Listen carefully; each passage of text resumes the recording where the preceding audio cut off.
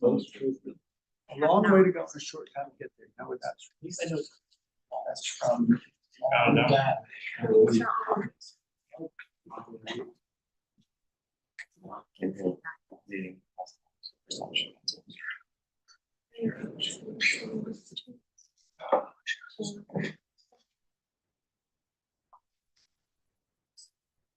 Watching these at home.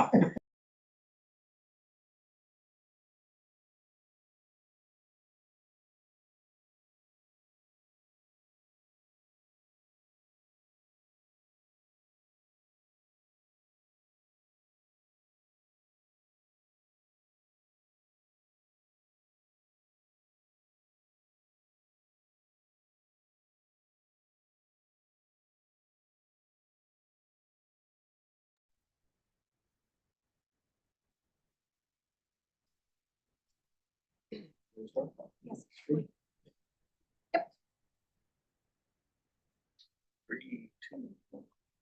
And good morning. We will call this meeting to order. It is 10:02. Ms. Dix, will you please call the roll? Absolutely. Dr. Ellis, Here. Mr. Hickman, present. Liz Thomas, not present. Brad Wright. Here. Jim Stanislaus, Present. Aaron Kinsey. Here. Commissioner Buckingham here. Tom Mayer. Here. Marisa Perez, not present yet. We have a few missing, and hopefully we'll have a few come in, but we do have a forum. We are also joined by our NEPC representative, Brett Humphreys, fiduciary consultant for here, Stu Bohart, the chief investment officer, Jared Staff Manager of Director of Risk, Gordon, Ms. Dix, John Newell, Chuck Campbell, our fiduciary counsel, and Errol Sloan with the Office of General Counsel.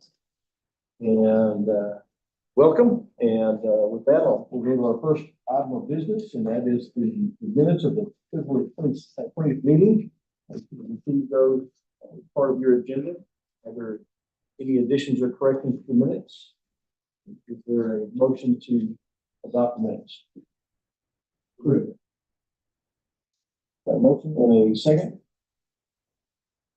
Second. Okay. Any additions or corrections? If not, minutes stand approved as read. Our next item on the agenda is the report of our Chief Executive Officer, Bob Borden. Bob has welcome back to Austin, Bob. Yeah. Thank you, Mr. Chairman. Good morning, members of the committee. I want to give you some highlights of our progress on our strategic plan since the last we met. I'll start with some performance highlights over the last year. I'm going to page 10 right now. Delegate that we had a 4.65% total return versus a benchmark of 4.16 for an outperformance of just at 0.5% for the trailing year. Our improvement in our performance relative to our peers has been significant. On page 11, you can see how once we've made some of the asset allocation changes that we've adopted and started migrating our asset mix towards those new targets, that combined with the manager alpha generating returns, we have seen an immediate and sharp improvement in our relative peer group rankings over the last year. The markets as of late have been extremely volatile. After the so-called Liberation Day, the announcement of tariffs kind of caught the markets by surprise in terms of the magnitude of the tariffs and the depth and breadth of them. There's been a lot of volatility. There's some one-day sell-offs and then one-day gains that are on the order of magnitude we haven't seen since the early days of the pandemic or the great financial crisis. That uncertainty is continuing as Washington's policy announcements are rather unpredictable right now, and the markets crave predictability. I think markets can quickly digest bad news and move on, but it's uncertainty that kind of really drives volatility. We expect that to probably continue throughout the summer as we work through large policy issues in Washington, particularly budget and and deficit spending issues. This resulted recently in Moody's being the third final rating agency that downgraded the federal debt from the coveted AAA rating to AA1. Our portfolio, though, has been positioned somewhat defensively. In the fall, as a result of rates having come way down and credit spreads coming in very tight, we moved to shorten our duration in our fixed income book. We moved to take some gains off in the high yield and credit spreads, moving those things to cash. We also moved about 20% of our equity portfolio into equal weighted strategies instead of cap weighted strategies as a way to dilute the concentration in the Mag 7 stocks that we felt that were approaching, overvaluation. And lastly, we have rotated about $500 million of our equity portfolio domestically to developed markets, primarily Europe, to have a little bit more balance in our global diversification. All along, we've just been systematically building liquidity. We've got a lot of capital calls down the road that we want to make sure we've got the liquidity for. We also want to be positioned that we can be opportunistic in times of dislocation. And so that's the basic positioning of the portfolio. In non-investment news updates about our fund, I'm happy to say that our legislative appropriations request has now gone through both Senate Finance, and the floor of the Senate was referred to the House, went through House Appropriations Committee, and the House floor as approved by this board. So we look to be in good shape to get the appropriations we've requested. Of course, we won't finalize that until the governor has signed such. I'm proud to say that Moody's also looked at the PSF again recently and reaffirmed our AAA status with a stable outlook. With the item of note, there's three kind of promulgations, both legislatively and executive orders relating to China. Because this board had moved to eliminate its emerging markets exposures over a year ago, we had long sold the liquid holdings in China. We do have some private equity holdings in China that, similar to the rules promulgated around energy boycott kind of companies, we are allowed to use the prudent person rule to let those positions run off. We've also made policy adjustments on any kind of contracting, travel, gifts, anything related to the People's Republic of China. So we're in full compliance with those promulgations.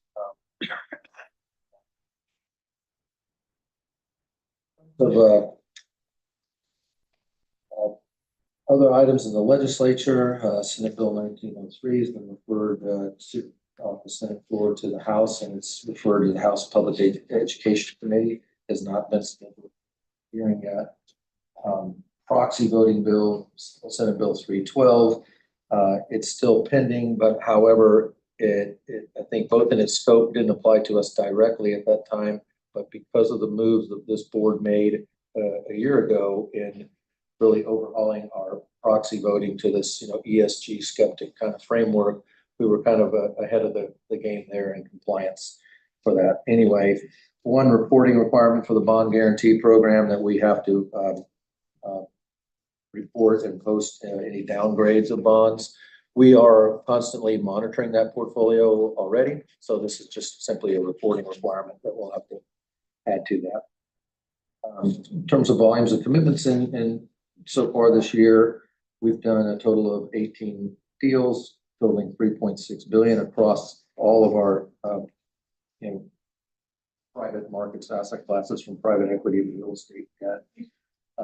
The 18 deals, 7 of them were new managers. 4 of them are Texas based managers, and 3 were emerging managers. So that's how that's spreading out. The rest of my comments will follow the strategic plan in terms of our progress there. On the first goal of updating our portfolio implementation, we are revising the way we look at risk to include all of our assets, including the oil and gas royalties program, so we can understand, our exposure to commodities and how that fits in with the rest of our portfolio. We've established a standalone performance and analytics risk committee in order to give more time and effort and resource to understanding and peeling the onion, so to speak, on our performance of our portfolio.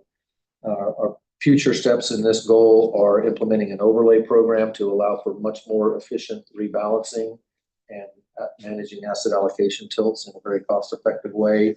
We're on the precipice of finalizing and centralizing a foreign exchange netting program. Historically, individual managers could run their currency positions individually, but we had a lot of situations where we may have been offsetting trades instead of netting trades. So now we're aggregating all of that. Should be much more efficient. We think we'll save $4 to $5 million a year in implementation costs. Lastly, we're going to be rationalizing the integration of our long public equity with our long short public equities in terms of just how we integrate the operations there. And our goal of attracting, developing, and retaining talent. We've now hired a new general counsel. We've added resources to the private credit team. We're in late stages of a chief operations officer search and early stages of a controller search. So we are very active in filling out some of these key positions here. I hope by the time we meet again in August, I can announce all of these as filled. We have launched our training programs now. This is kind of the developing and retaining. Executing auto takes the dictation.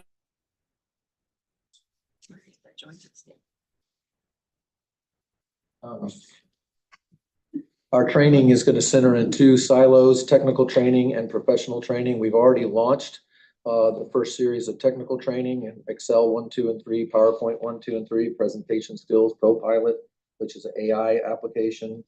And we are laying out the curriculum and schedules for our professional training, which will be supervisory skills, management skills, leadership, executive coaching, team building, etc. We have brought in a couple of nationally recognized organizational design consultants to help us lay out and rationalize all of our finance and operations protocols, kind of on a whiteboard type of a method. And then we are overlaying what systems and resources we currently have that can support that and what we need to add to support that. This will kind of finalize the overall organization. We spent a structure. We started obviously with investments, and we built on audit capabilities. We've now addressed the legal team. So the last area that we're really scrutinizing is the finance and operations piece. And when we're done with that, we will have gone system-wide through all of our organization. Part of our recruiting is a much more active internship outreach. We have been very active in reaching out to universities in the state to recruit interns. We are onboarding our largest internship program in our history, including retaining some interns year-round, part-time. We've got a new kind of boot camp that we're putting all of the interns through. We're working on a cross-training program with interns and job swapping with some of our strategic partners. And we're going to be hosting an internship networking event here at Innovation Tower soon. And we'll continue to roll these out to more and more schools across the state and across the country, indeed.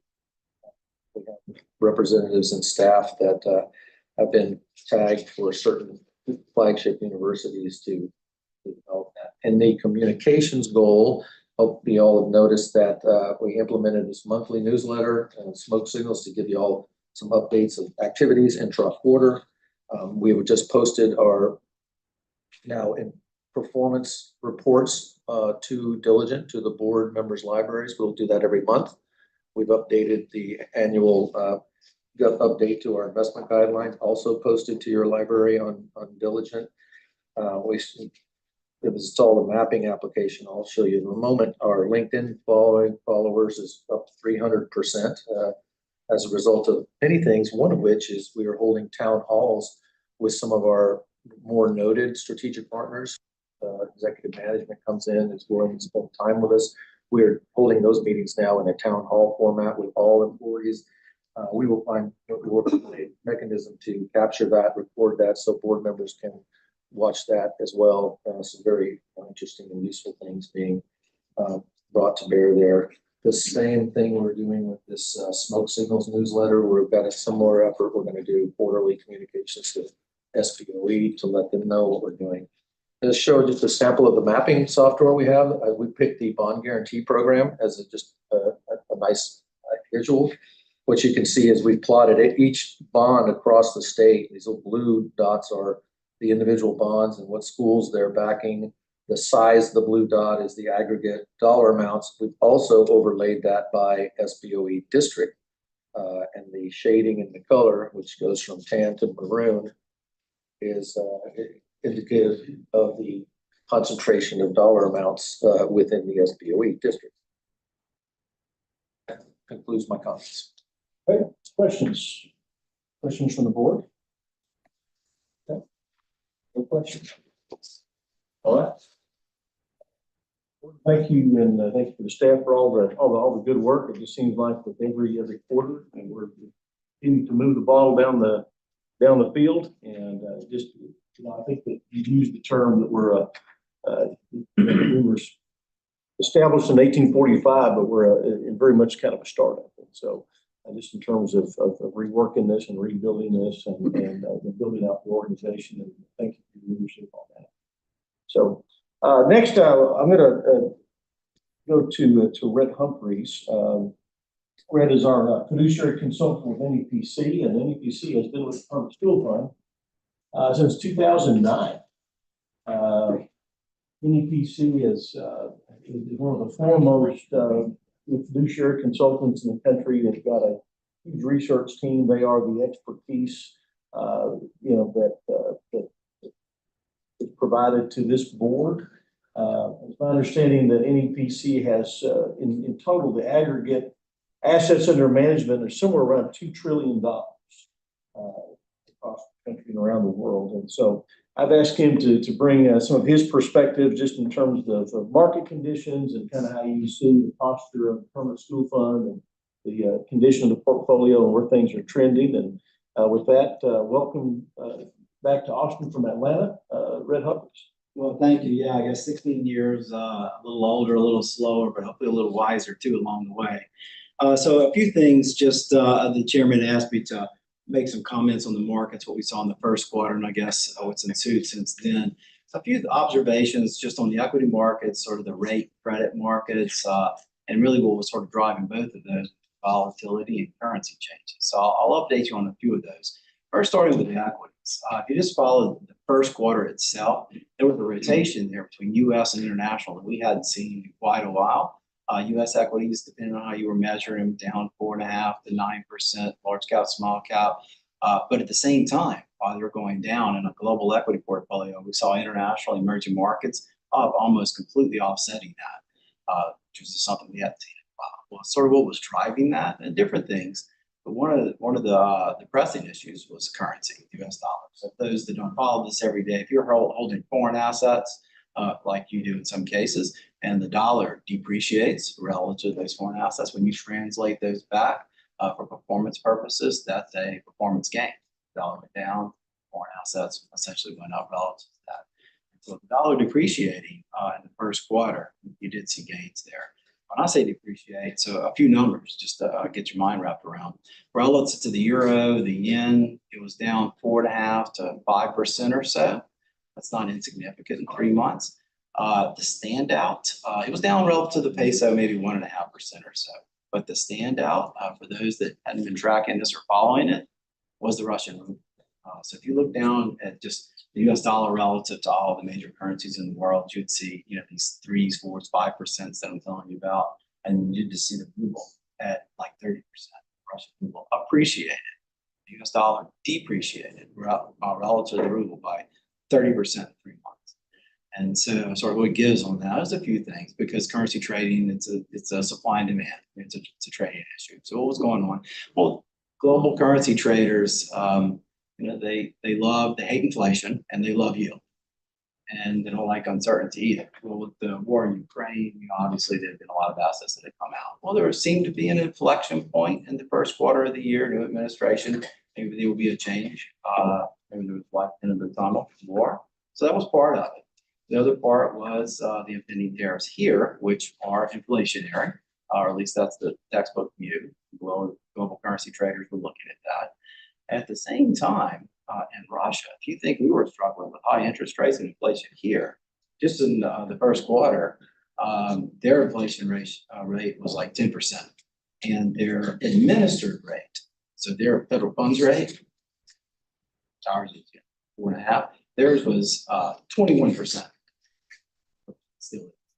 And so going back to global currency traders wanting yield and running away from inflation, and things sort of seemingly calmed down there, began to move back into the ruble. And that's really what was driving that. Now, that didn't drive all of the changes in the international equity emerging markets, because Russia's been pulled out of that emerging market index. But it gives you a sense of just how much volatility had changed in these currency markets in 90 days. So that is a lead into volatility. A few things on, if you watch this or see it, if you haven't really studied it, the VIX index, the VIX, the so-called fear gauge of the equity market. If you're watching Bloomberg or if you're watching one of the financial shows, and you'll see it down here, the VIX with a number. And that number itself, I guess the units that would be percent, the type of standard deviation in a sense.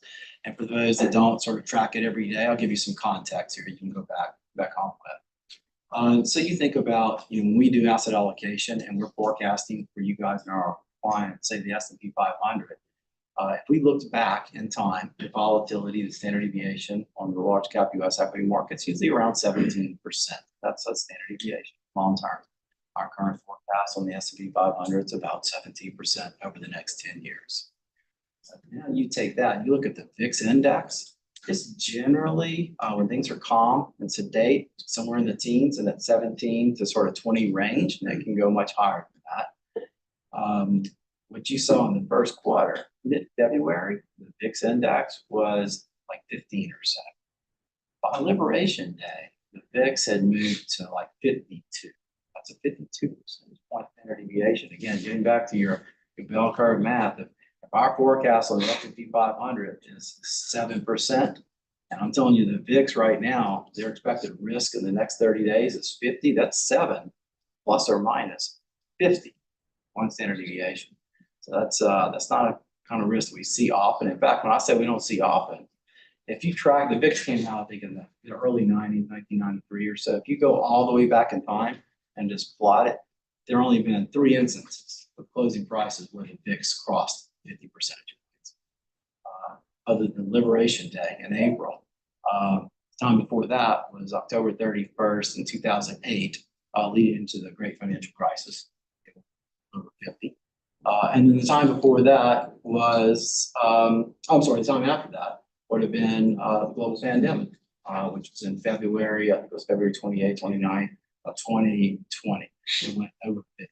So those are the times, the great financial crisis and a global pandemic where we didn't know Liberation Day. So the good news on that wild volatility is since then, this was war was over 52. Since then, it has come steadily back. You can look it up on your phone if you have the app. You can watch it, on any of the financial news. But it is steadily tracked right back to below 20, which would suggest, at least in the very near term, a sense of certainty. There's not an expectation of price volatility, at least in the next 30 to 60 days or so. So with that, the volatility coming back in like that, naturally, there's going to be what we would call in the trading markets a retracement of the equity markets. I mean, they've come back up, sort of in reverse fashion. So that's the equity. On the rates market, bonds. Whoever couldn't make money in bonds. And so a couple things in bonds. Just the U.S. aggregate investment grade. So this is just investment grade bonds, treasuries, corporates, mortgages, asset backed, but all investment grade. In the last 12 months, March 31st, about 5%. high yield bonds, so these are non-investment grade, about 7.75. Bank loans about 7%. And some of these 1-year returns actually line up pretty well with yields and with our 10-year forecast on them, actually. That's just a coincidence, actually, but they kind of line up that way. So a couple of things, particularly on the ag. So the aggregate is really, as much as anything, a function of changes in interest rates. There's a credit component to that, but changes in interest rates, interest rates go up, bonds go down. It's really a function of that. The interesting thing, if you look at the Treasury yield curve and how that would impact the aggregate over the year, if you just looked at that yield curve right now, at least March 31st, and you superimposed what it was 1 year ago, it wasn't that interest rates came down across the curve. So what we would call a twisting of the curve. So if you looked right out at 7 years, so you just take the Treasury duration, maturities of these Treasuries, and when you get to about 7 years, you look right there, and you superimpose those two, this year, last year, those two yield curves, what you would see is everything 7 years in, interest rates went down. And everything 7 years out, that yield curve went up. And so, interest rates going up would naturally hurt. But in this case, just the way the structure of that index and the structure of that bond portfolio was more impacted by those shorter duration bonds in the longer. So it was just, if you're looking at that, it could seem unusual, but it was really, it was the part of the yield curve that was going down that impacted that bond portfolio. You can using those three silos because PSF has material allocations. Sorry, can I interrupt for a second? Yeah, Yeah, I'm on the screen. I'm just seeing update on debt program May 22nd. Are you presenting a different slide? no, that's just the next presentation, Will. Mr. Hickman, that's it. Yeah, that's Red doesn't have any slides, and so that's just the next Oh, one. okay. I thought there was a graph he was talking us through with the interest rates. So, all right, thanks. So that's enough on stocks and rates. And rates, I guess that's a nice segue into sort of part two to this, which is just a preamble. You're going to have one of your senior team captains here, John Newell, over credit bonds, give you an update on the private credit portfolio that you approved as a new asset class February of last year. And it's up and running and making money, positively beating the index. So a couple of things, just I guess as an intro to that. So just as you've got stocks and bonds, and you've got public and private in the equity portfolio and the bond portfolio, you've always had sort of public, and within that public, you've had investment grade and non-investment grade. Newer to that is this idea of private credit. So private credit, it's been around, forever in terms of some of the niche asset areas of that, like mezzanine finance or distressed debt. What's really happened post the great financial crisis, this idea of private credit just emerged. The banks really hadn't stepped in and were making loans in the way that corporate America really needed it. So the private markets stepped into that in a huge way.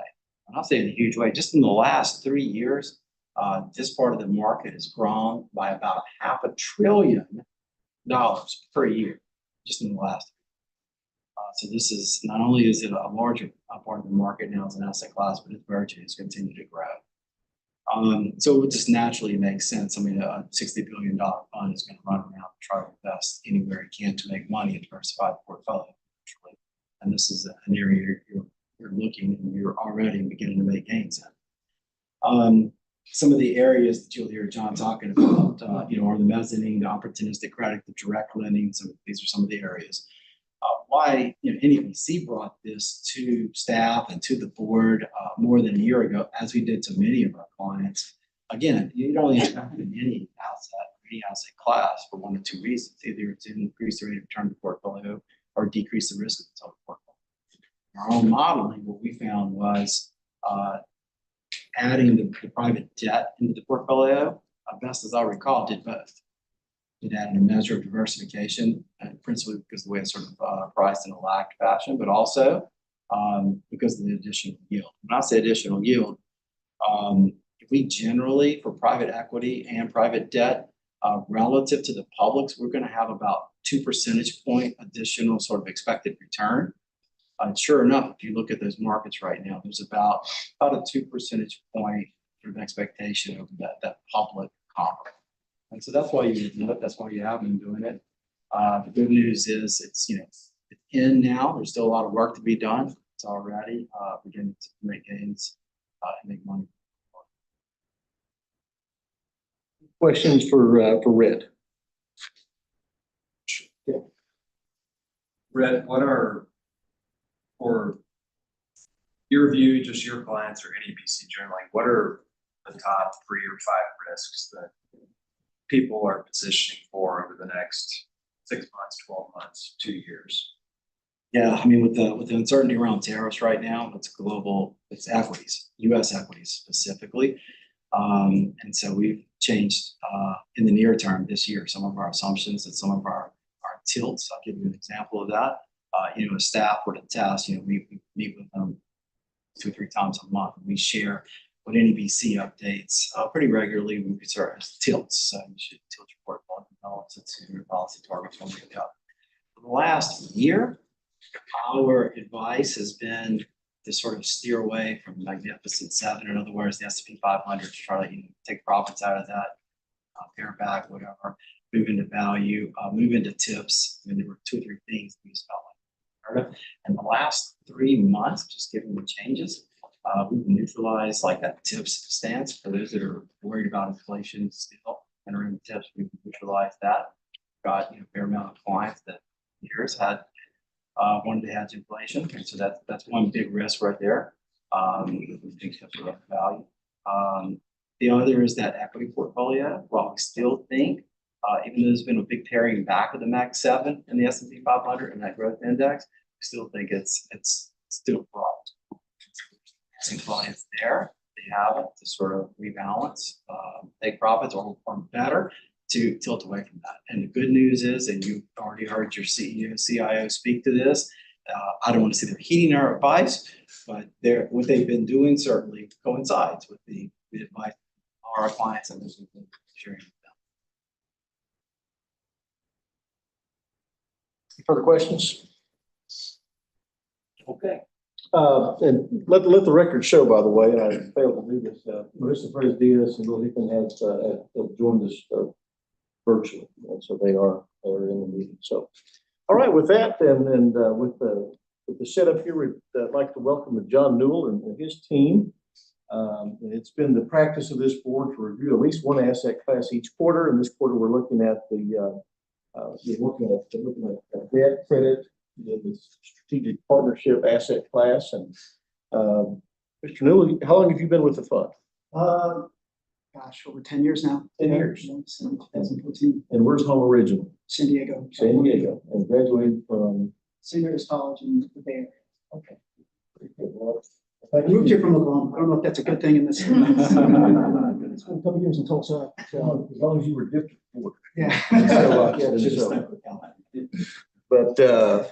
But welcome, and thank you for your good work, and we're looking forward to a great report on this and some insights. And so, Mr. Newell, if you'll take it away. Perfect. Great. Good to see you all again. It's been about a year. Again, I'm John Newell. I'm the vice president here at the PSF. I lead our debt program here. And I'm just going to spend the next couple minutes giving you an update on the overall program. We'll start off with the mission of the debt program. That's to generate excess returns over the benchmarks, prioritize income generation over total return, provide liquidity and portfolio diversification, enhance the PSF's cash flow profile, and very important, to support the bond guarantee program. Came up about a year ago, talking to you all about private debt, private credit. We've showcased the team at that point. We've had one new addition to the team. That's Reed Spears. He joined us as a senior investment officer. He also joined us from Tulsa, Oklahoma. He worked for the George Kaiser family office there. It's a multi-billion-dollar family office. He brings a lot of investment chops to the team.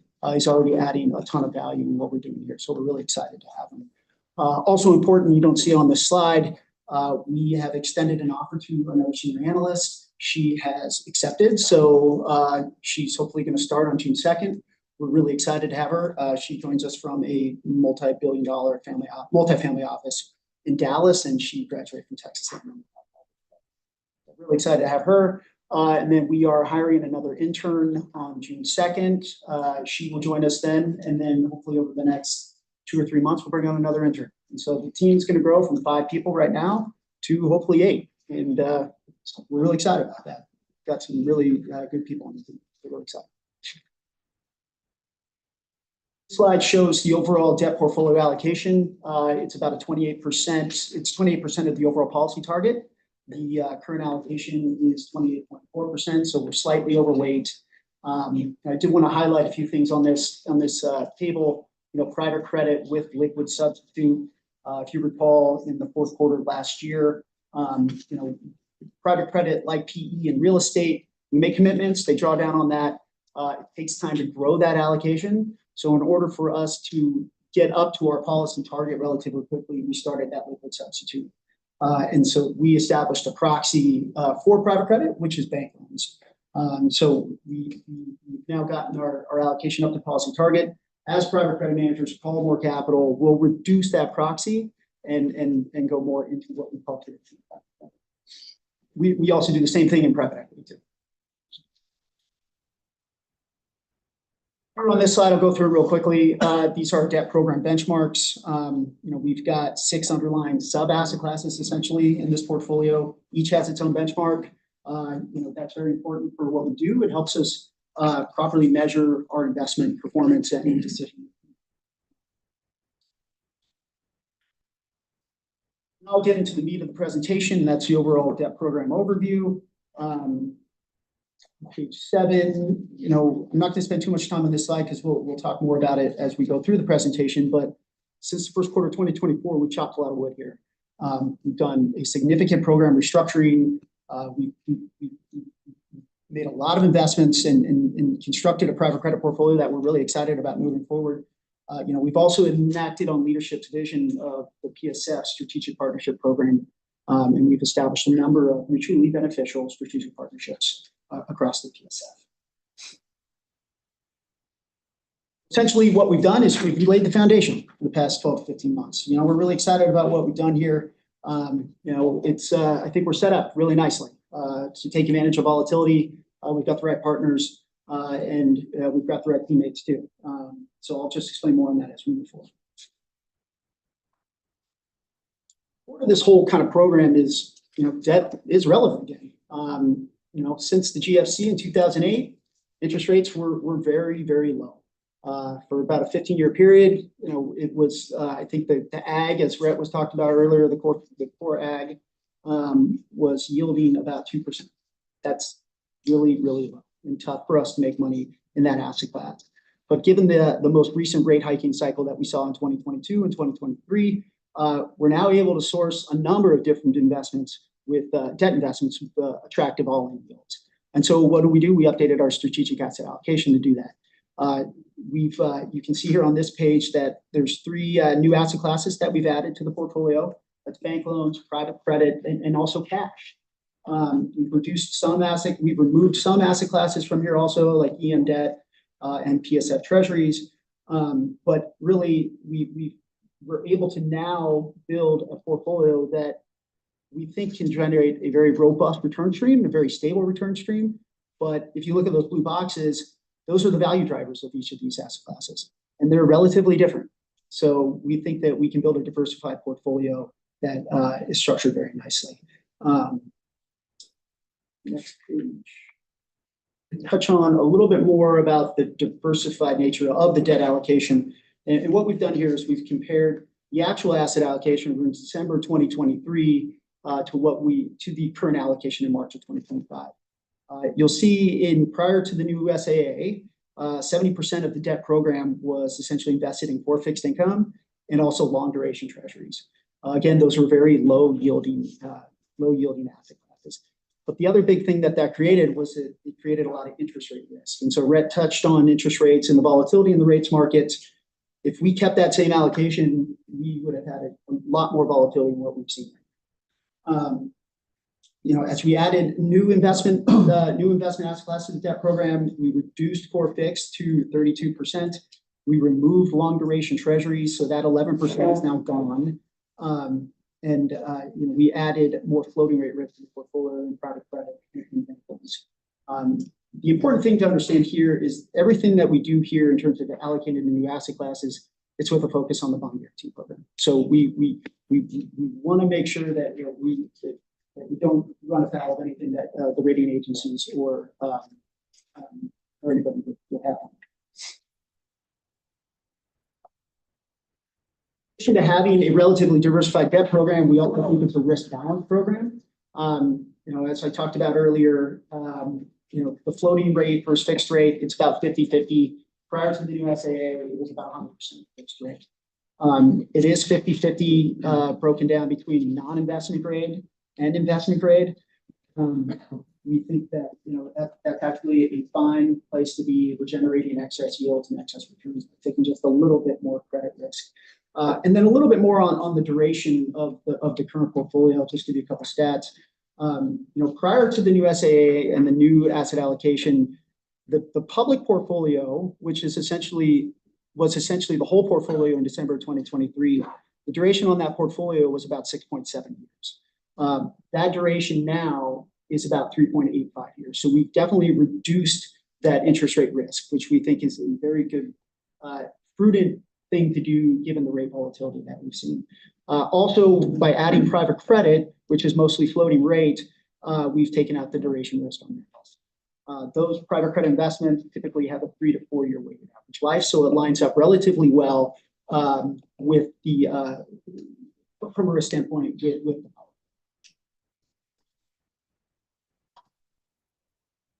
I came up to you all last year, talked about private credit. We have private credit basically filtered across the PSF in a number of different themes: real estate, private equity, hedge funds, even fixed income was contemplating doing private credit.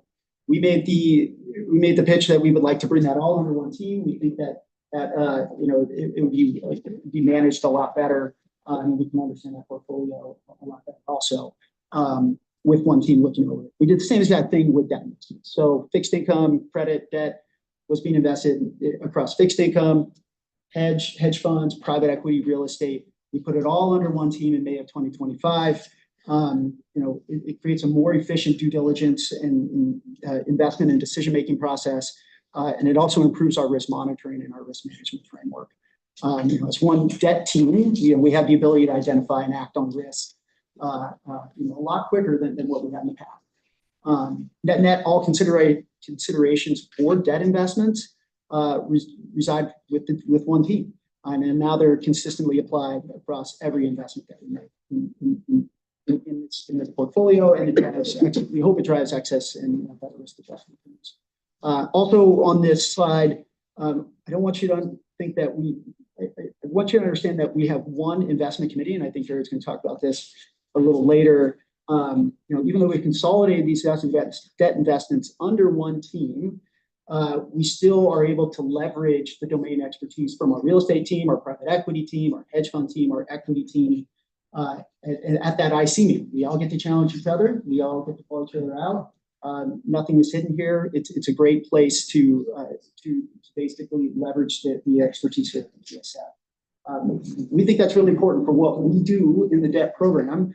And we think that's important for the success of the program because debt investments typically touch all these assets. They touch real estate, private equity, there's public equities, debt is part of that capital structure. We just think it's great to be able to leverage our significant brainpower that we have here at the PSF to help us make investments.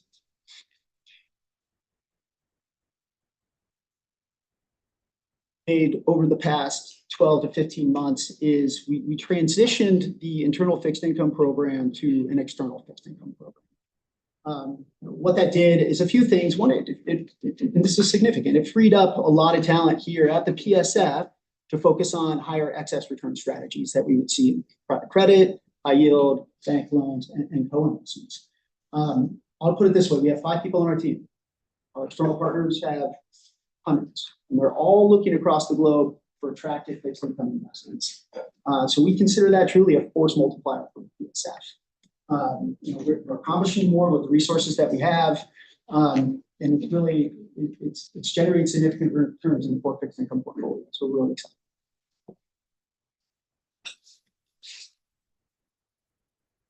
I know we presented private credit about a year ago. Just want to give you an update on that build out. We've done a lot of work. It's been a long year, but it's been a lot of fun We've made a lot of investments. We've committed about $4.1 billion to private credit in 20 investment vehicles, and that's since January of 2024. As a reminder, that $4.1 billion will be drawn down over time over the next 3 to 4 years, so it's not all going out the door at once. About 60% of those investments were in commingled vehicles. So we're LPs, we invest with GPs, we're investing alongside other LPs in a fund vehicle. About 40% we've done in fund of ones, which are basically bespoke portfolios that we structure with the manager. So we leverage our size and our scale to basically set up a portfolio with the manager and utilizing their core competency, basically give us exposure that we would like to have at the PSF. So we're really excited about that. We've also started our co-investment program. So we've made about 5 co-investments. And as a reminder, co-investments are made alongside the GP. They bring it to us. We underwrite it with them.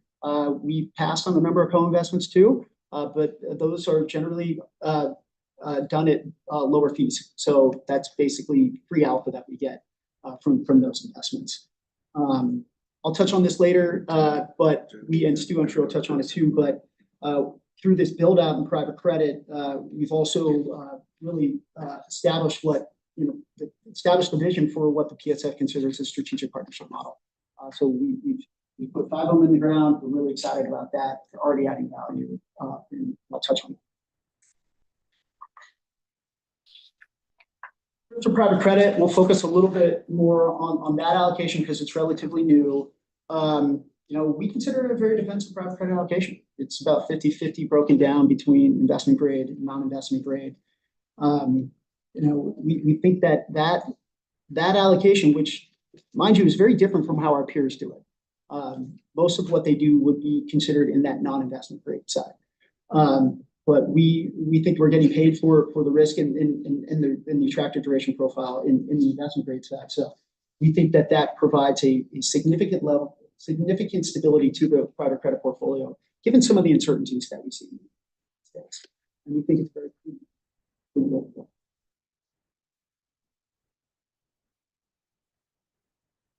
Private investment grade versus public investment grade. Just want to reiterate why we like it here. And Rhett talked about it also. But in the private markets, we can typically pick up about 200 to 270 basis points of excess return over what we would see versus the public markets. And that's investment grade risk. Like these are big fortress-like companies, fortress-like balance sheets. They have scale, they've got pricing power, which is very important in this environment. We think it's a very good risk and we're getting excess yields from that. And it's been a rock solid part of what we've done so far. So that's the private investment grade versus public investment grade. On the next slide, we wanted to highlight just how that private investment grade portfolio looks. About 80% of that portfolio has some kind of asset collateral behind it. And we think that's very important. That's asset-based finance, that's commercial real estate credit, that's residential credit. 67% is actually truly asset-based finance. You can think about that as data centers, wireless towers.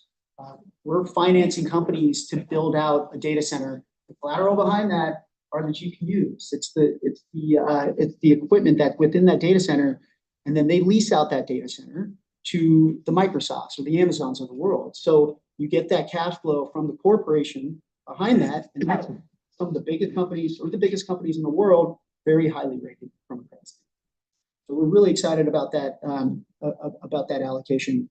And we're getting paid excess yields in that, and it's very downside protected in any kind of stress scenario. So really excited. In the non-investment grade portfolio, it's a little bit different. We definitely have some more corporate risk in that portfolio. You'll see it's about 54%. When you think about that corporate risk, it's more sponsor-driven direct lending. That's what Rhett was talking about. Cash flow and covenants are the protection there. But still, we're getting paid excess yields in that bucket. So yes, we are taking a little bit more risk in the non-IG portfolio, but we're definitely getting compensated for that risk. Corporate strategies that you'll see in that portfolio are tech lending, middle market direct lending, and special situation. That's up now. And then important on this slide, though, is that even in the non-investment grade credit portfolio, private credit portfolio, we still have a number of strategies that rely on the asset collateral behind it. So we still think that there's a number of these, there's still a lot of defensive qualities in that portfolio that, again, we think will help us a lot given the uncertainty that we're seeing. Finally, on the last page, and maybe Stu can jump in after, but as part of this build out, we've established a number of strategic partnerships and enacting on Stu and Bob's vision for that. We've created 5 of them. They're initially focused on credit, but some of these are with very large asset managers that span all asset classes, so multi-asset class. Some of them are with managers that have domain expertise in one specific part of the economy, we'll say, and that could be like residential credit. So really excited about that. They're all mutually beneficial strategic partnerships. So, our partners can leverage the PSF at $57 billion. They can leverage our size to help them launch either new vehicles or be anchors in funds that they're bringing to market again. And then, we can leverage our size to basically start those fund of ones that I talked about. And we can tailor those portfolios and those risk profiles to how we want to structure the whole PSF from a risk standpoint. The important thing is that all of these are done at lower fees and good economics. So it's essentially a win-win for us, for our partners. And so we're really excited about that. Also, and this, a really big important thing about these strategic partnerships is the knowledge transfer angle here. We've had a number of C-suite individuals come into the PSF and speak to all of us at the PSF, not just investments, but the whole PSF. You're seeing John Graves of the world. You're seeing, very, very successful people coming in and talking to us about, how they built their business, what's the most important thing to them. And it's just been great. It's been great for everybody at the PSF to get exposure to that. We've also had senior investment professionals, just one layer down from C-suite, come in and do teach-ins. Like, we understand we don't know everything. Like, we get that. A lot of those people know a lot more than we do, and they come in and they teach us about the next thing, the next big risk, the next big opportunity, and it's just been great. And again, even though it's been in debt, some of those investment professionals, when they come in, it's open to everybody at the PSF. So real estate can show up, natural resources, private equity can show up. It's all just increasing the knowledge and the skill set here at the PSF. So we're really excited about it. We also do a lot of co-investments with our strategic partners. And so that's, we've seen a lot more flow from them in the rest. And so finally and Stu, did you want to talk to anything about strategic partners or? No, I think you covered it. This is us recognizing we're a sophisticated investor with permanent capital, and we bring significant value to our partners. And in return, we expect significant value from them. And that's in both economic advantage and the breadth of investments we see.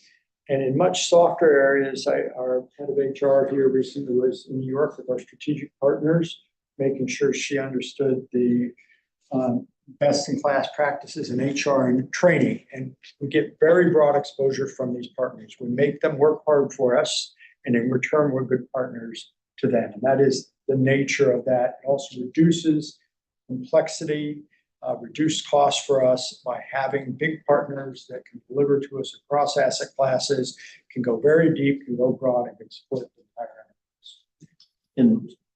And what I'm seeing here, because previously is that we kind of had a big fixed income team, right? And so this is a bit of a reorganization because bonds are debt. That's how corporations, how governments issue debt. But this is an expansion of that. And so we've really thought a little bit differently about, when you think about fixed income, and then we've really added, of course, we added the high yield, we added that as an asset class, but we've really expanded that a lot. And so, so we've really diversified that piece of the portfolio a lot. Well, there's a lot more places to fish now. And so we're really excited about expanding that. Who are the top 2 or 3 shops?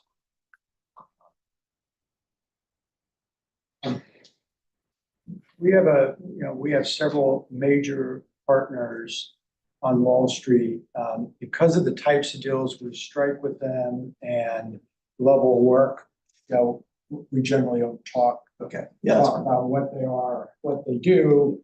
They're fiercely competitive. We're fiercely competitive, but they are big names where our scale and our expertise is valuable to them across different products.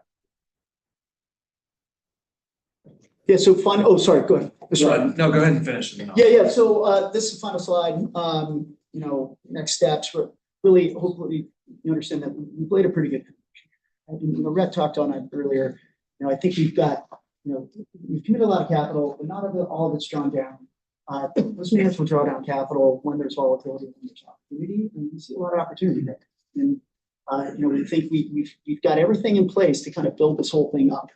So we're really excited. And how do we do that? We leverage our strategic partnerships. We leverage our centralized investment process with that one IC that I was talking about, where we leverage everybody's knowledge here at the PSF. That's very important. And then attract, develop, and retain talent. We are hiring more people on our team. We're excited about those individuals. We want to make this one of the best places to work, not only in the state of Texas, but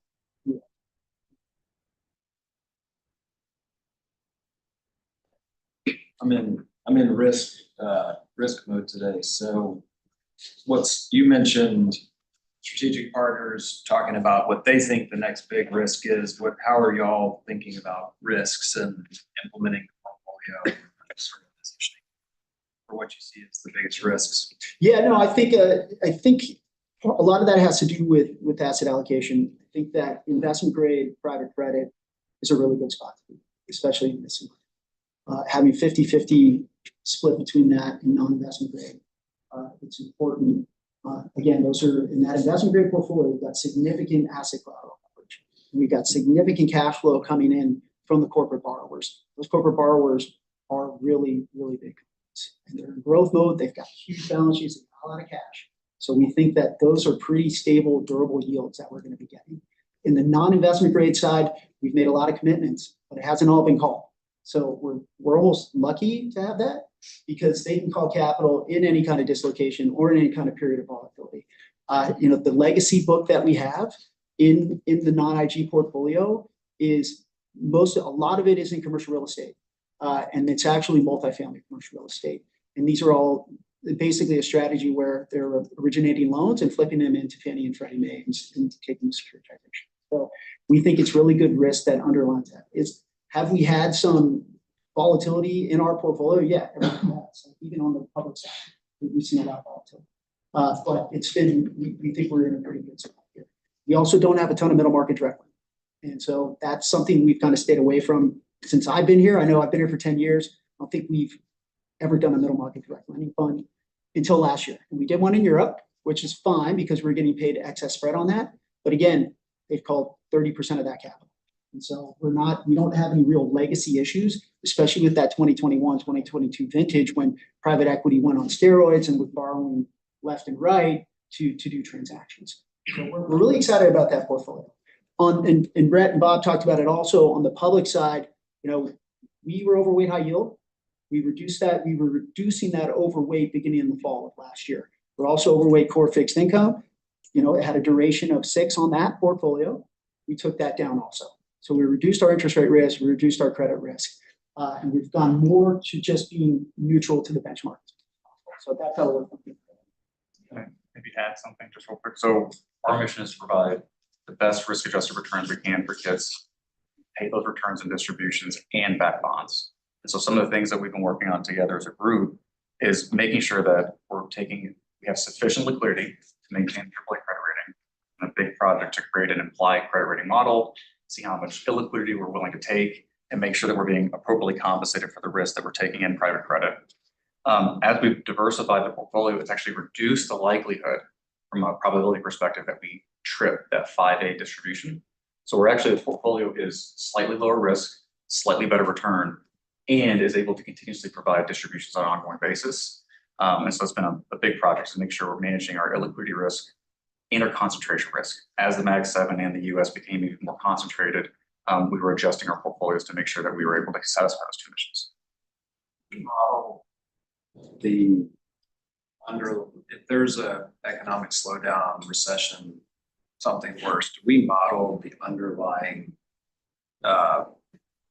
performance at this district level, i.e. the potential that we are actually called upon to guarantee a bond? Do we model that risk? So we monitor that risk. So we do look through all of our underlying ISD exposures. We understand kind of what their current credit risk is. We do stress test and do scenario analysis for the fund. But I have not gone through and actually like stress tested as individual ISD. We probably have a little more exposure. Of course, an ISD is a governmental subdivision that has a tax base. We've been guaranteeing bonds since we guaranteed our first bond in spring of 1984. There's never been a default on those. Now, where you get into a little more risk is on charter schools that are not a governmental subdivision. But how that works is, we have a bond reserve, and so there's sort of a self-funded bond insurance program that they pay into. And so if there's a default there, then they're not made whole out of the fund, but out of another pool of money for that. That's a little bit. Did you have a question? No, go ahead. John, thanks for your presentation. I know you and I have had several conversations over the past few months. Just want to make sure that the whole board hears about how we've implemented the decision that we made on private credit. Your issue go 15 months somewhere around there. As far as like we doing direct lending origination, I think on the spectrum of that all the way to investing with world-class managers into whether it's our own bespoke funds or commingled funds, kind of where have we kind of implemented on that spectrum? Yeah, I mean, all of it, we don't do any kind of origination. Like we have 5 people. We keep like that takes time. We work with our partners who pursue the origination on co-investments. They bring it to us after it's basically fully baked. If we want to go along for the ride with them, that's fine. We'll underwrite it with them. So it's no origination is being done by our own team. That's important. We don't have the skill set. I appreciate that. That was a discussion point from a year ago when we were talking about that. So I want to make sure we asked the question. Thank you for. For those listening that think they want a loan from the PSF, please do not call. Yeah, right. We are not in a loan business. Probably not. Investment business with world-class. I think John, to that point, and I think that, and what I'm listening to is that one of the things that we did is we were running that core bond program in house, and so I think that was really occupying a lot of our team's bandwidth in being engaged in tactical activities and not strategic activities. By closing that down and outsourcing that gives your team a lot more ability to really focus more on strategy and less on tactics. Is that fair? Totally. Yeah. And look, there are very talented individuals on that team also. And, it's joined our team. And so we're really excited to have them on. They add a ton of value. And it's generating excess returns. And it's important, core fixed income, I think what we're trailing 10 years, delivered a one and change. Like it doesn't hit our bogey for distribution. So really excited. Well, I keep on hearing you say the word excited.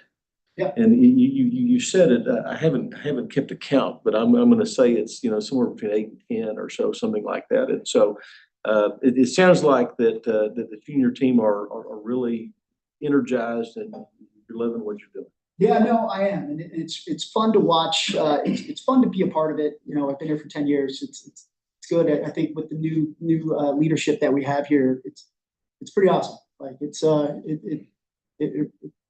pretty great. So I think all of us are excited. We're all very busy, but we're doing interesting things, and it's fun to come into work. So. Yeah, and Bob, I just want to make a point on that is that, and it's my understanding that generally speaking, when you speak about excess returns and change and just in terms of return, 90 to 95% of that is an asset allocation. So can you kind of speak to that a little bit about just in terms of what we've done in the last year and kind of what the result of that has been? Absolutely. So a year ago, or even when I was, interviewing this bill, and I was asked by the board, if you were hired, what were some of the first recommendations that you would have? The lead was that we build a private credit program because the risk-adjusted returns that were available in the marketplace were just hugely diversifying and adding an additive to our portfolio. And in January of 2023, we approved a new asset allocation that, if you'll recall, in the old mix things, to put a fine point on it that Brett was alluding to, we were able to increase the expected rate of return on a magnitude of about 0.5 to 1% for no change in risk. Matter of fact, it was almost a minor reduction in risk. You don't get those kind of opportunities often. That's how powerful this was. But I can't underscore the accomplishment and impact over the last year. This core fixed income program that had been in place, we didn't bring all the team over there. That was a chronically underperforming program, and indeed had some real compliance and cultural issues as well. As the folks that did not have the culture of compliance and effort are no longer employed here. That portfolio required $8 billion to be moved round trip. So $16 billion worth of money in motion that in February and March was accomplished by this private credit team as they just pulled together for the first time with the three of them. And when we announced that allocation change to add this private credit component, I remember distinctly reading in the blogosphere, some local blogger that will remain nameless. They said, well, that's a great idea. They scoffed at the notion that the PSF had the ability to implement anything like that. And here we are a year later, and $4.1 billion has been put on the ground in private credit. And why is that important? It's important. I'll show you, I skipped over this in my comments. The PSF was the third best performing large endowment in the country last year. And that's a stunning turnaround for this enterprise. There's many reasons for that. But when you look at the names that we outperformed, it's the who's who of endowments. You touch that asset allocation really drives that more than anything else. We're researching a lot of the subtleties of why. There's a multitude of reasons, but two of the biggest reasons are asset allocation. Our peers tended to have more in commercial real estate, which has been the falling knife over the last 24 months. All this office space that was almost overbuilt coming into the pandemic, emptied out, it's not refilling. And all of these were financed typically at 5-year terms. Originally, sub 3%. Now they have to refinance it, over 7%. And there's some significant markdowns happening in that space. And our peers tend to have more of that than we do. The other thing, though, instead of having that, what we have is more private credit. And that private credit that's adding 270 basis points over core fixed income is really adding to the mix. And the result of both of that is, we're the third highest plan last year. I would, as much as I'd like to say that this is where we're going to live from here on out, I can't, because this will be variable. But it's just illustrating the impact of all the changes that we have made. I want to mention something on risk, though, to address Mr. Wright's question. When I think about risk, the really big risk to this organization is the ability to live up to our mission to make these distributions. And that is driven on the expected return of our total portfolio. And when I look back over the last 30 or 40 years of what's driven returns, there was 4 major things. It was interest rates going from 15% to 0.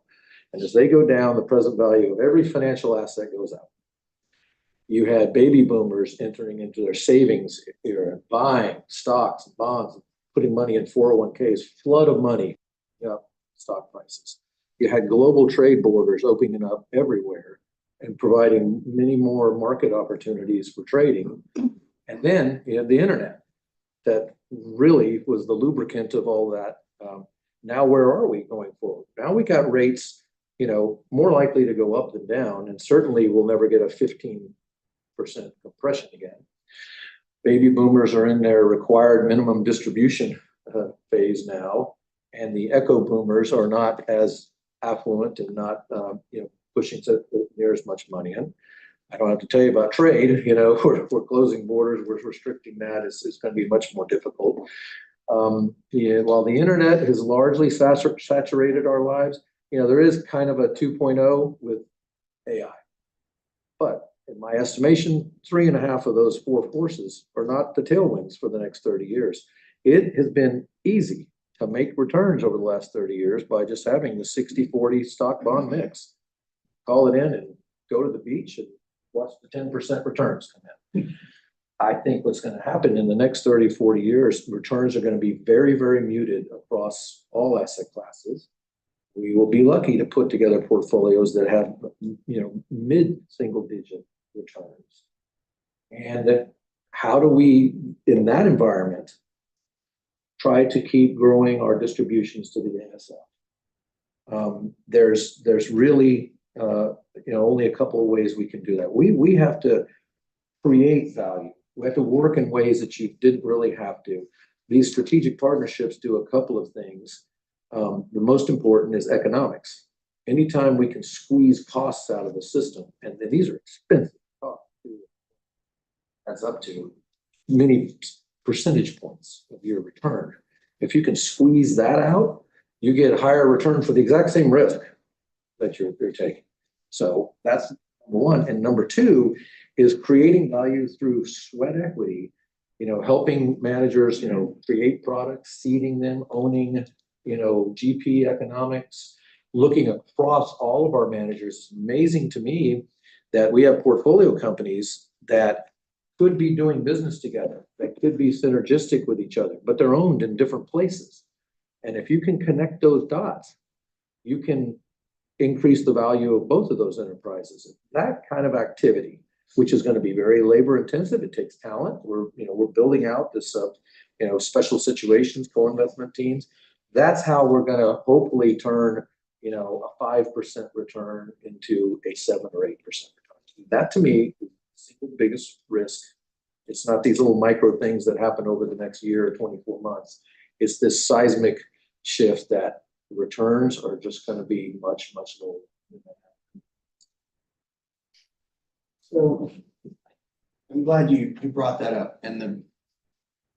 So as I'm just listening to this, and I really appreciate that. I mean, a couple of us are in the private credit space, but so with your relationships that you have and with a lot of these top shops and the ability and like chart on page 16, the public versus the private credit and that delta, the ability to get in and be with these shops in various ways that's causing us to have that pop versus the up.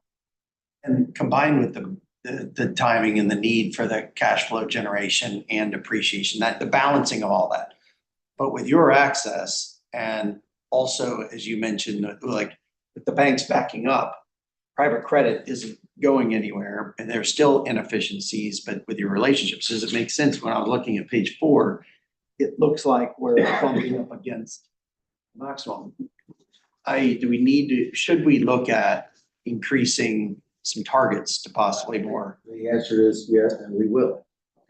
Because of that. What we were trying to do, we didn't want to create such drift from the policy by saying we'd like to be at 10%, and you're starting out day one at 0, and you've got such a mismatch. Right. So what I characterized the asset allocation, particularly in private equity and private credit, last year when we recommended to the board that we were taking like half step towards what we ultimately think we want to be. And we've made a lot of progress on that half step. A shocking amount of progress. Same goes for the private equity space. So we will be bringing that back to you. And it's an interesting, where I thought you were going to go with the question, is, nature abhors a vacuum. And if it looks like there's this arbitrage, opportunity, will it go away? And certainly we're in competition. I mean, all these names on the list, we're all fighting for the same access, the same deals, the same capital. If you don't think so, I mean, we like to be collegial, we like to share information, but at the end of the day, we're competing. So having, relationships that give us a preferred status is very valuable to us. And, but most funds that are, everyone's realized private credit has been very attractive. But this is not just a trade and a security that just all kinds of money can go move into the trade and arbitrage account. There's such structural limitations. And on the really attractive side, there's only a few players that are of scale that can bring those kind of things to solution. Because, these Fortune 500 companies, they want one lender to give them a unified solution. And sometimes those are $4 or $5 billion loans, and they need it structured in these three pieces, and it's got to be that way. There's only a handful that can do that. And we're partners with two of the top five. I think that's the key point, because if you compare, because of the relationships and the experience that you guys have, I think that's a differentiator for our fund. And it also happens to align with some of the requirements that we have in our fund that other funds don't. With, it's permanent capital, but it also has distribution requirements. So it's a perfect storm. I mean, and it's a great opportunity the way, and I appreciate the way you guys are structuring these things, because I think we truly are getting incremental return per unit of risk above what others are getting because of your access and your structuring. So hopefully there's more room for us to be able to push more with some of these partners. It's all about building this talent too, because it's just higher effort. It's just, you got to roll your sleeves up and do a lot more due diligence. You have to know what you're doing, and that takes talent. And that's I think our single biggest challenge internally over the next 24, 36 months is recruiting and hiring. We had an organization that had 100 people. We cut 20% of it to get, only the right minded people in here. But now we've got to grow it almost to the magnitude of 40+% increase. That is going to be critical. Who we hire and getting it right. I've said it before, divorce is painful and expensive, but you get the right people in, and the culture will continue to just supercharge itself. It'll become a self-fulfilling prophecy, but it's our single biggest challenge. That's where I think the internship program is a fantastic way to build young talent. Obviously we have to supplant that with some, senior executives here or there and a couple mid-manager things. But I think the best way over the next 10 years, most of the talent will come organically through building a farm team. Right. So just quickly developing on from Mr. Stanislaus's question around revisiting asset allocation. Historically, it's true. PSF revisited this every other year.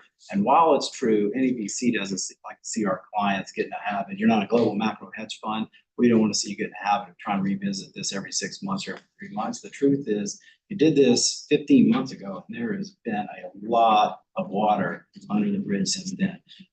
Externally, exogenously, and intimately here. We have the portfolio, all of the capital markets have just really changed quite a bit and evolved. And so sure enough, the investment team has come to NEPC a couple times now. Say, can we? What's the process? Can we look at this? And my point back is of short, absolutely.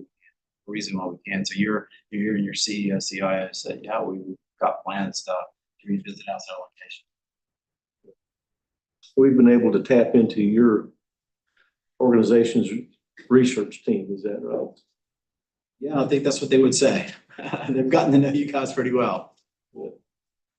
Good. Okay. Any other questions? I had one, if I can jump in. Yeah, Mr. Hickman? Yeah, thank you. I just heard a while ago, like 200 point basis spread between public and private credit. Can you just talk a little bit about, I assume these are not the private credit borrower. I'm assuming they're not investment grade rated entities. Kind of Can you talk about the borrower and why they're paying that much more and what we're taking on in risk in order to get that 100 to 200 point spread? Yeah, it's a lot of it has to do with speed. The borrower would say it's like a data center developer. And they need capital to build a data center that they already have contracted out to a Microsoft or an Amazon. So your ultimate counterparty in that deal is some of the largest companies that you see in the world. So we would consider that investment grade. We consider the structure that we're lending to as collateralized by a lot of assets behind it. So not a lot of volatility in that, if any. And you're getting paid 200 basis points of spread on that because you're showing up with a $5 billion check. And that's what Bob is talking about. Where you can do it, you can do it quickly. You can do it. You have the skill set to basically structure a large deal like that within a few months. And the borrower is willing to pay that extra spread for that because there's certainty of close. And so it makes sense. And as the overall kind of weighted average cost of capital for that borrower, it's not really changing how much they're paying on interest. Let me add a little finer point on it because, Mr. Rickman, you said, the types of company, they are indeed in the investment grade portfolio, they are indeed the world's biggest investment grade companies. They're names that you would know immediately. And the spread pickup is between public and private for that same credit quality. So that's begs, well, how can that be? And the answer is what John's talking about, the ability for them to borrow significant amounts of money in the format they want quickly and without the cost of Wall Street and distributing it in a public market. We're the beneficiary of that because we have permanent capital, we have the expertise with our partners. We're not doing these directly, we're doing with partners. So that 200 basis point spread that otherwise might go to Wall Street, we pick up because we're quick, we're size, but it is indeed investment grade in that portfolio. So quick follow-up if I can, is Microsoft the borrower for the data center or is the developer the borrower? And if the developer is the borrower, then does Microsoft provide a parent company guarantee? Yes, they have contracted out for 25 years of cash flows for that lease income for the data center developer. That's just one concept. That's just data centers. But there's also there's large telecommunications companies that are investment grade rated that the collateral behind it is the backhaul services. Like it's all the network equipment. And they'll pay for that because they want to do some M&A somewhere else. And so they need to borrow some money. But they're investment grade rated counterparties and borrowers. And then if it goes upside down, we own the data center? Exactly. We have the collateral behind it, so we can take that collateral, we can enforce on it, we can sell it. Okay, great. Thank you. Good fulsome discussion and a lot of good things. And I tell you, and again, I think that when we think about that debt space and that we have this asset allocation, but we've even diversified underneath within those asset classes. And I think that's really good work. So, okay. With that, if there's no further questions, we're going to move to our next board. We're going to take items 5 and 6 together because I think they kind of go together. And so what we've been working on is the city meeting dates and proposed meeting dates, but also too is that we're also kind of working on kind of creating a sort of a cadence. We know that there are certain things that happen at certain times at the year.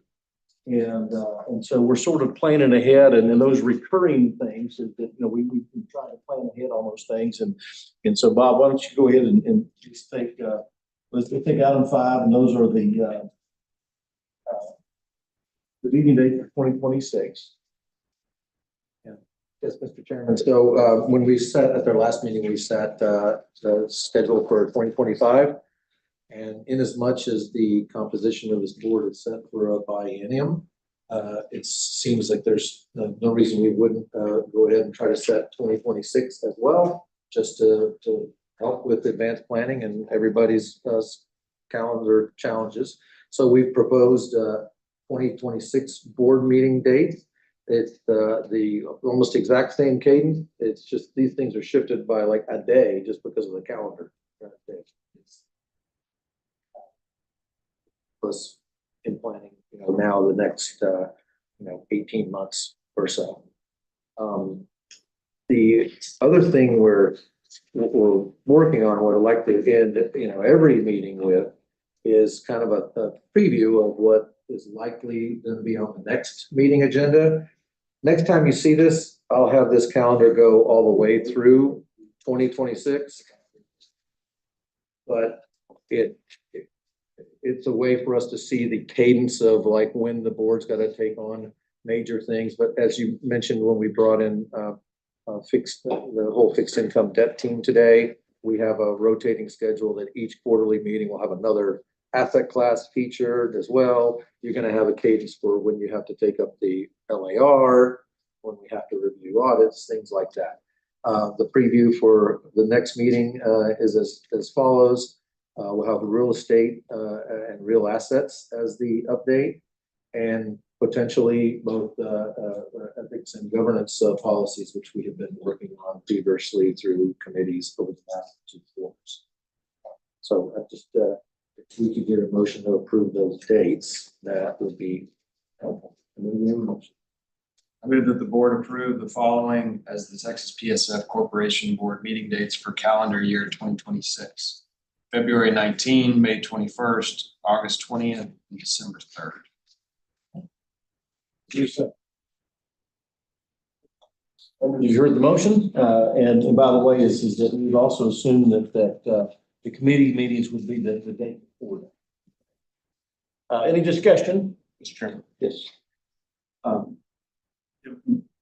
My point was going to be on what you were just saying, which is less about the dates and where they fall in the calendar, but more structurally, because this is, I think, our second meeting to do the committee meetings the day before the board meeting. And so I think it'd be an appropriate time to figure out if that's working better or worse than the last model, which was a week prior. I don't necessarily have a viewpoint on it that I'm dug in on. Just this is our only chance to discuss that with staff and all the members of the board. So the question on the floor is that I think that previously we had done committee meetings a week ago versus the day before. Does anybody have any thoughts on that? Just in terms of, I'm a little agnostic on it. I think we can do it either way. Same way for our committee. It worked. The last 2 meetings, it worked the other way. I don't have a opinion either way either. No, go ahead. I think the one thing I am noticing, and some of this is episodic, it's not necessarily the state of how these are going to go long term, but the committees have had a lot of work to do recently, and we're certainly filling that entire day. Having it a week earlier doesn't really change things, but there is notion, I guess, when we have some of these extraordinary workloads, kind of a watermelon through the snake thing we're doing. Conceivably, we may want to have 2 days of, so we don't, like, if we needed to, I might say we've got these committee dates, and we might have one eye to say, conceivably, we may need to do the day before for one committee. We have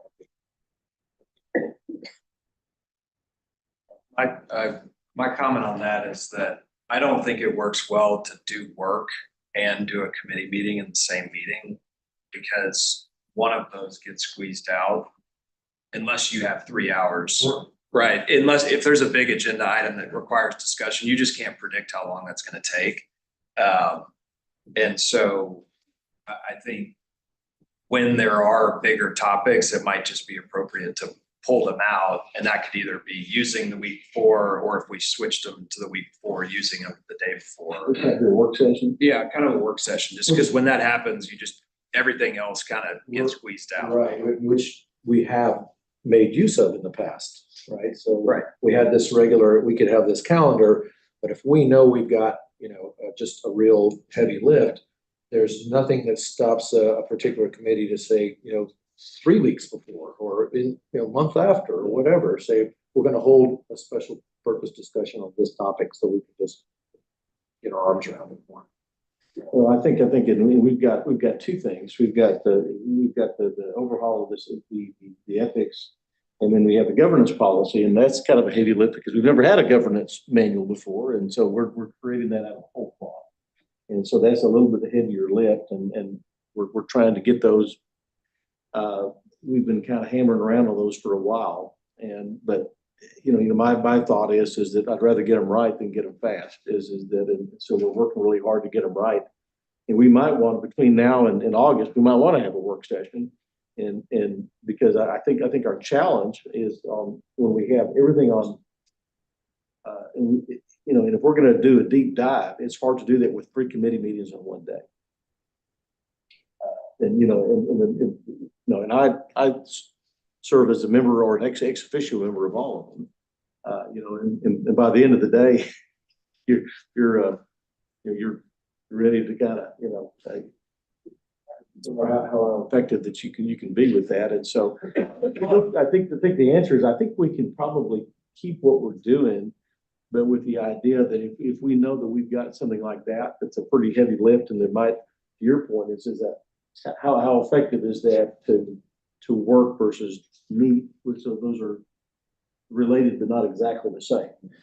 And I think the answer to that is that, well, two things can be true at once, and that is that sometimes on certain things, and I would say that the two things we're working on will probably, the best route to take on that is probably a separate work session ahead of that, and get all of that hammered out, and then come back to our meeting. I don't know what the protocol has been, but one thing that might free up some time, some of your guys' time, is if there's a healthy amount of the same information that's in this board meeting that is also in the committee meetings. I mean, if we're going to hear it today, like yesterday, it's great to hear it, but it could save a lot of their time too, not having to do some of the same materials in the presentation part. In the committee meetings the day before the board meeting, we're going to hear the same stuff. It just gives us a lot more time and frees some of their resources up as well. I think some of this. I'm sorry. And if I may, thank you. If I may, I also agree with that. I think that I think if we approach that redundancy in the way that it was just recommended, it also allows for us to hear any kind of conversation that we're not privy to because we're not part of the other committee. So it could be that some board members have the same questions or just the same concerns around something that's being presented that we might not all hear by not being in the same committee room versus having that information in one place with everyone in the room. So I would agree that perhaps we can lessen some of the time in the committee meetings by just sharing some of the information as a whole board versus in each committee. One of the things that under the former construct, which I guess we did for a year and a half, 2 years, that I think if I was in your seat, Bob, I think it helps to have it ahead of time.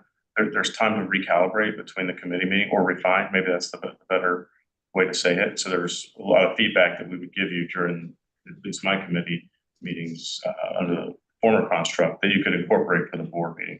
And if I'm you and I just sat through 9 hours of committee meetings, you probably don't have a lot of time to turn that for the next day. You got to make appointments.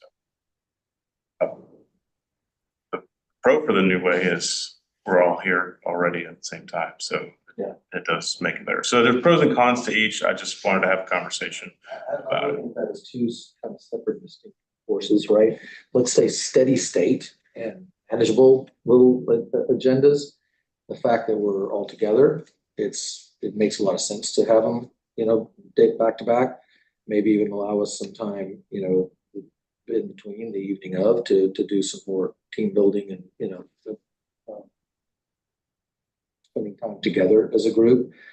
But separately, since we are literally this 180-year-old startup, we have some extraordinary projects in this first 2 to 3 years. That should not be the kind of thing we're having to tackle in years 4, 5, and 6.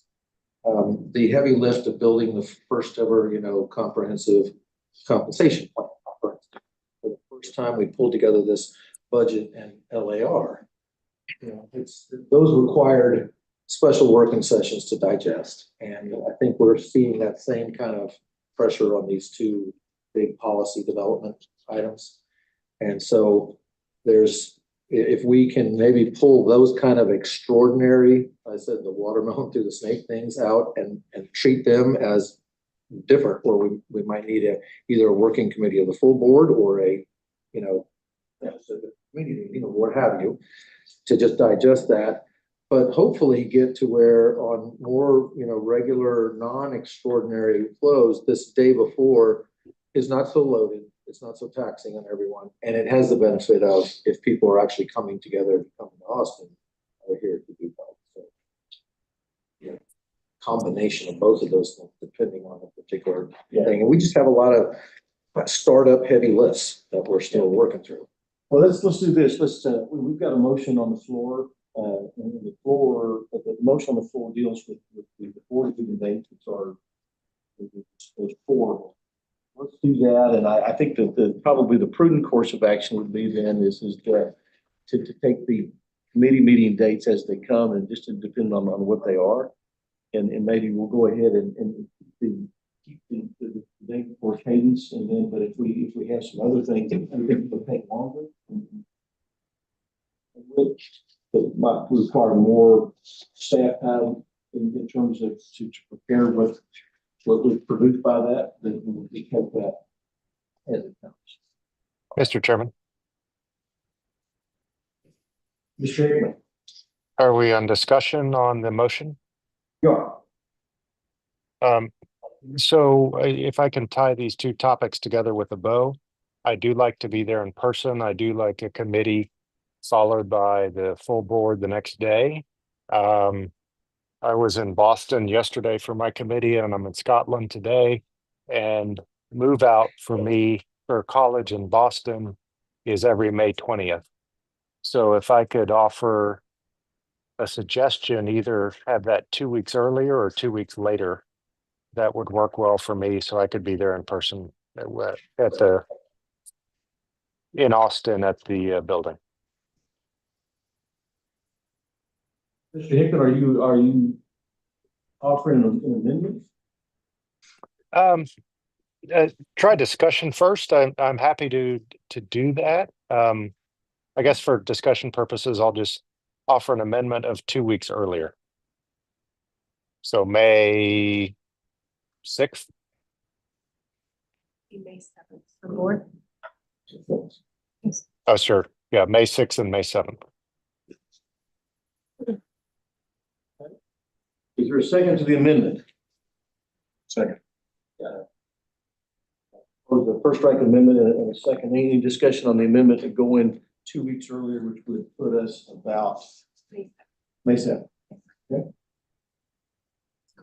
Just know that we've gone to the quarterly system for investment reporting and so forth. So just any feedback, I think we need to hear from staff on that, if that affect. Yeah. So the board official performance consultant is the Bank of New York Mellon. For them to provide a reconciliation of our monthly account and then combine our account to their broader accounts to create a peer universe, that process typically takes more than a month. And so if we were to have that meeting, 5 weeks after quarter end, we might struggle to get you some preliminary estimates, or we can give you, monthly account, but not the peer group. That would be a tight table. If you guys are comfortable with that, that's fine with me. But we might have to, depending on the timing of Boney's.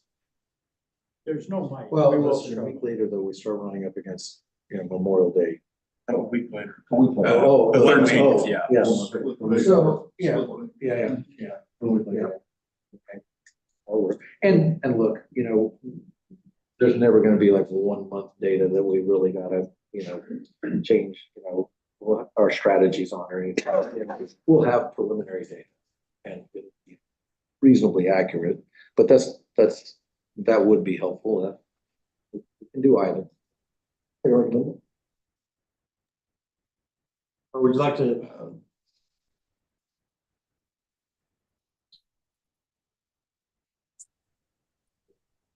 I'd like to amend Member Hickman's amendment to the 1 week prior to the posted date. Which is May 28th.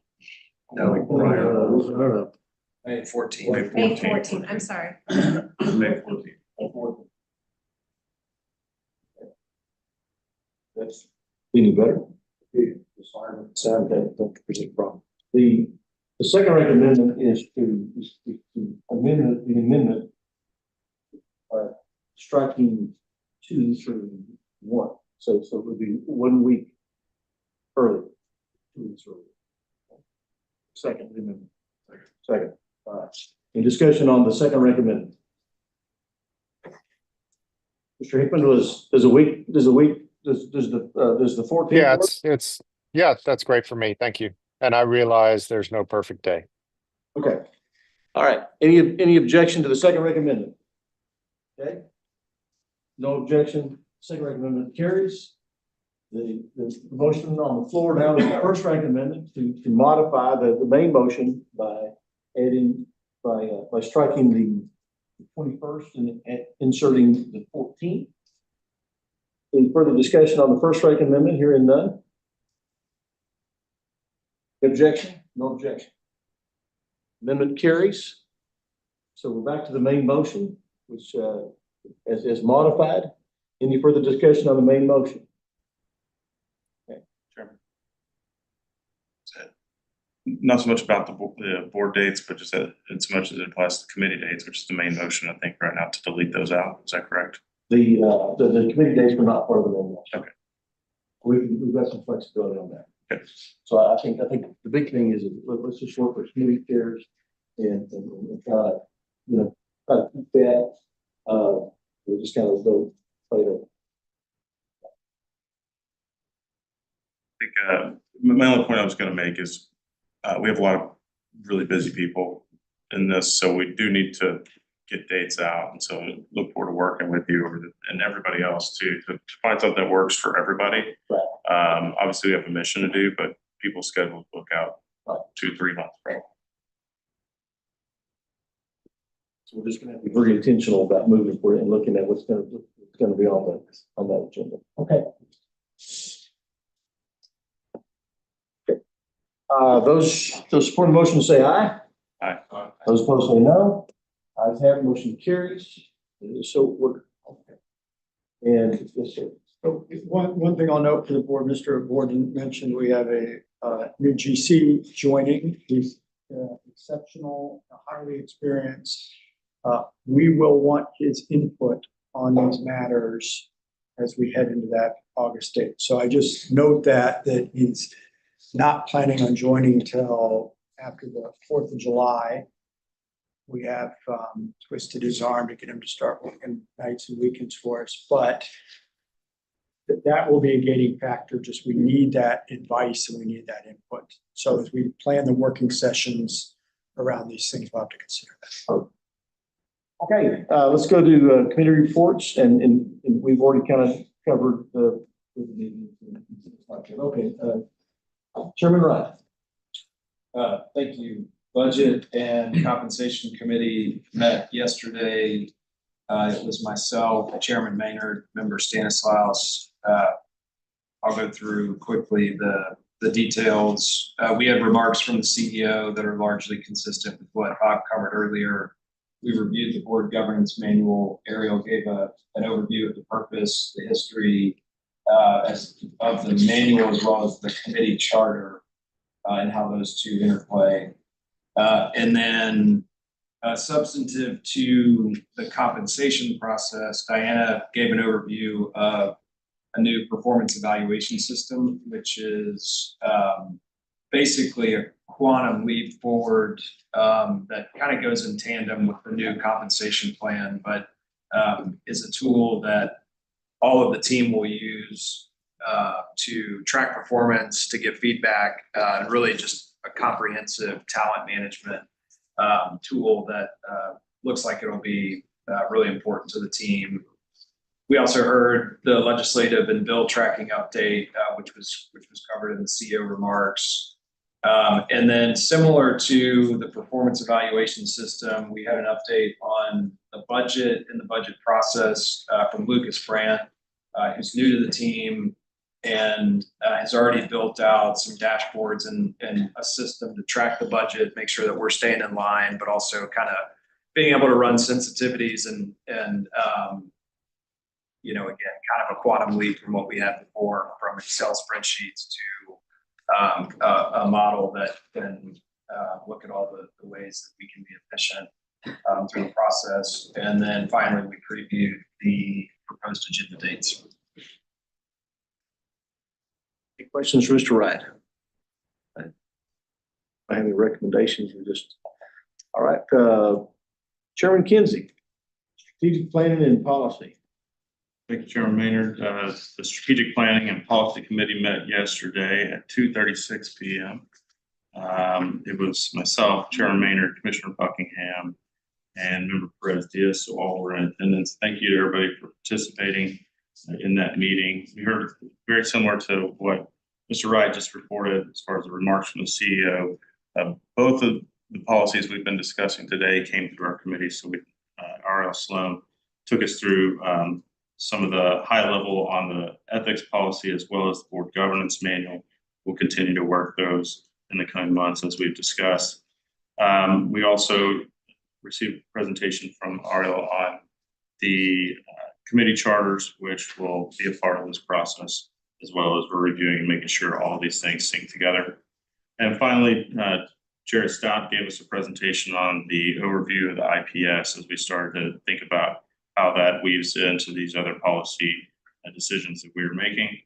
So we talked about the purpose and the summary of the IPS, as well as the ongoing plan for asset allocation optimization and how the corporation will continue to improve on portfolio implementation.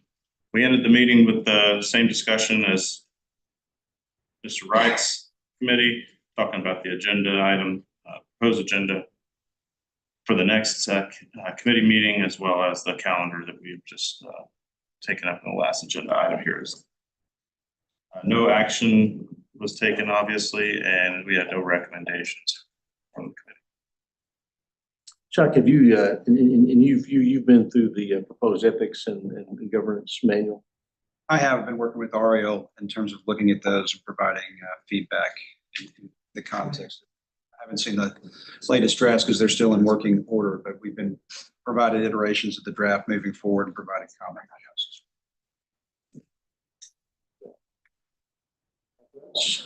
Yes, we also met yesterday at noon. We had Mr. Maynard, Mr. Thomas, Mr. Hickman, and myself. We also heard remarks from the CEO, similar to what we heard today.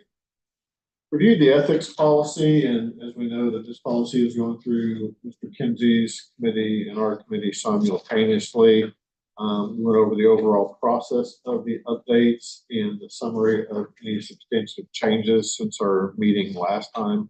There were no requests from our committee for any further substantive changes at this time.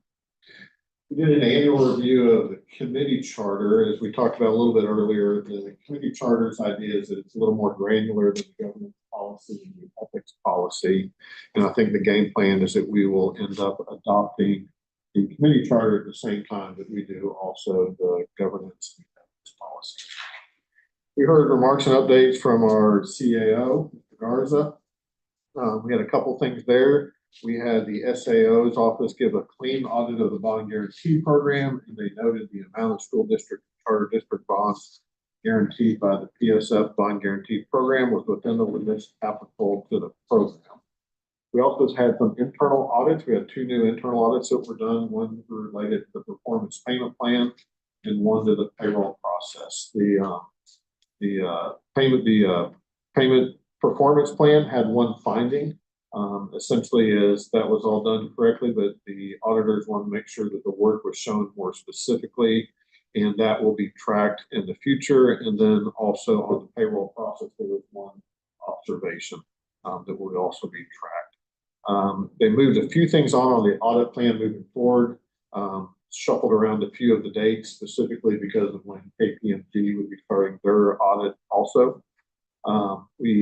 They informed us they posted a second FTE for the audit team, and KPMG will also present at the August meeting the annual comprehensive financial report for fiscal ending fiscal year ending August 31, 2025, and they have actually begun the audit for next year as of this month.